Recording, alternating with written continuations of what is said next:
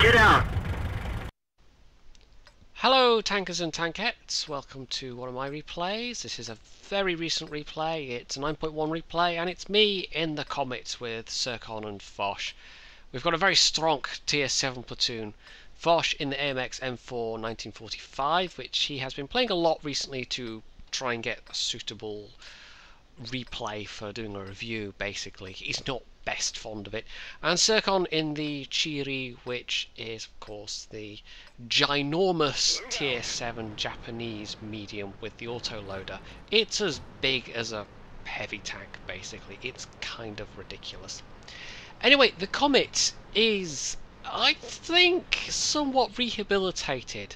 For a long time it had a kind of reputation as being among the worst of the tier 7 mediums, and actually I think people generally speaking think better of it these days, that it is more well regarded. I don't know how much Quickie Baby has had to do with that. It's obviously well known as being his favourite tank, and I can kind of see why. It is very, very capable. It's got some stats which aren't so great, and I think people fixate on those. The principal one being the penetration of the gun. And I think it's like the T-32 in that regard, although that is generally more widely regarded as being a good tank. But people that are new to that line, or maybe just new to World of Tanks generally, they look at the penetration and they think that's not an upgrade, that's exactly the same as the T-29. Why would this be a good tank? But it is. It's one of those things, one of those cases, where the rest of the tank is actually as important as the gun. The gun is important on a tank, but what it's attached to is of equal importance. Not always of equal importance, but a lot of the time. And so it is for the Comet as well. Of course, the Comet also comes after the Cromwell, which is a very fun tank, and it's slower, the gun isn't much of an upgrade, the armour's not much of an upgrade. So you can see why people would look at the Cromwell and think, oh, okay, this is what we get afterwards. But no, in its own way, the Comet is actually pretty good. The DPM's probably one of the best features it gets, but it just has enough of everything else to work fairly well. And in this particular match, you can see I started off going to that initial position, hoping to spot some things, maybe put some fire into some things, and I did. You know, I was able to walk away with nearly 600 damage. But phj and Securin are, as you can see, they're kind of a bit under duress on this side. So I decided to come over here and help them out. Now those guys down there, they've actually already managed to hurt them somewhat, so that makes my job easier. And I'm actually able to use this medium mobility to get in place. And well, first off, I get a bit distracted by this Panzer III-4, thinking I might get a shot, but no. One of the other things is it's got good gun depression, and that's going to be useful. The gun mantler on this, as with some of the higher tier British tanks, is just fairly troll.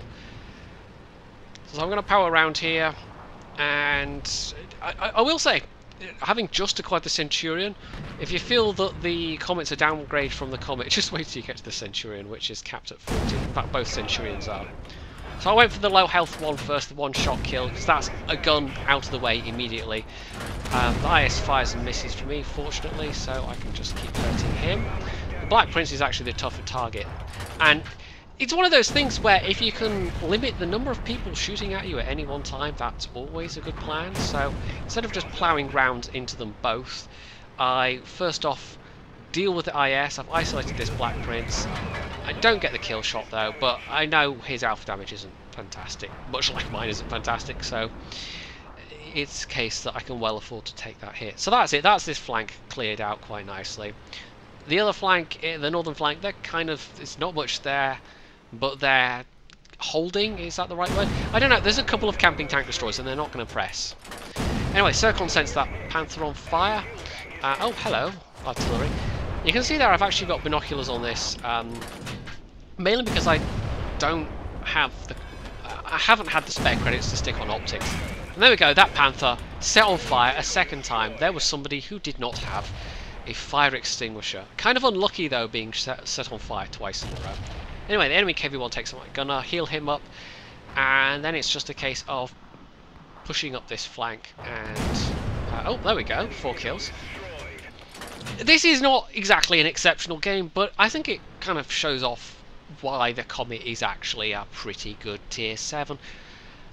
There are other tier 7s that don't have especially good guns that are not nearly so well regarded, and one of them is that has been long not well regarded, if that's a sentence that really passes, is the 3002D or well, 3002DB as it is now. That actually has, in theory, the L70 75mm. I mean, it is actually slightly better, but it's the rest of the tank that it's attached to is unquestionably worse than the Comet. So we're just pushing up here, and there's that defending Nashorn. And I actually get the kill shot. One more, and I could have a Top Gun, and it's going to be a really cheap Top Gun, but you know, I'm not going to complain. Is that Panzer 5? Yeah, somebody actually did offer to send me a message or something saying, you know, I could teach you on Skype how to say it properly. I'm going to guess a native German speaker who was just oh, there we go. Was not expecting that to connect, but there we go. Top Gun, not even 2k damage. But the Brits are good at that. The fast firing Brits, you can get in there with those sneaky kill secures sometimes quite nicely. And Foch gets the last kill. But yeah, so I do apologise to any Germans, but honestly, I think, however long I sat down and tried to learn the correct pronunciation, I probably wouldn't do very well, even so. So, that was not an exceptional game in terms of score, enough for a second-class mastery. There was that Top Gun as well. I came 3rd on the team list. Foch actually did pretty well. He had 2,744 damage, and that got him over 1k base XP. And that is actually, he was able to do fairly well in the AMX there, because he was able to use it in a way the AMX is more comfortable with, and that is firing from a distance, keeping that range. And even so, he took a lot of damage. Zircon did nearly as much damage actually in the Chiri, which has got, again, it's a fairly weak gun, but the unique feature of that is it's a very fast firing autoloader. I of course did way less damage than either of them, but secured all of the kills, and that was enough to put me in 3rd place. But I also did 3rd on damage anyway, so you can see that the rest of the team, 4th place was actually a KV1, he did alright. The rest of the team were all less than 1k damage. We had a couple of people that were 0 damage.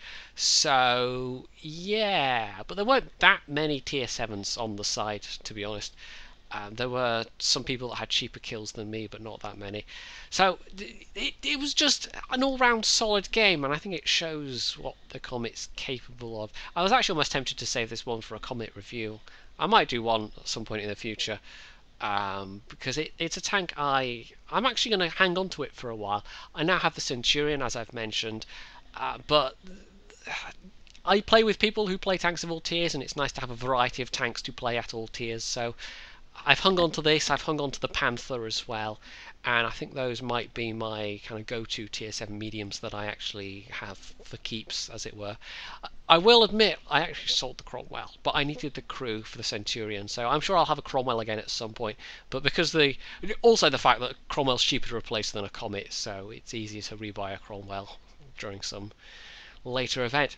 So yeah, there's the Comet, and if you've been watching the channel for any time at all, you'll know that I'm not particularly comfortable in mediums, but the British medium line is a real exception, and the Comet is no exception to that exception, if that made any sense at all.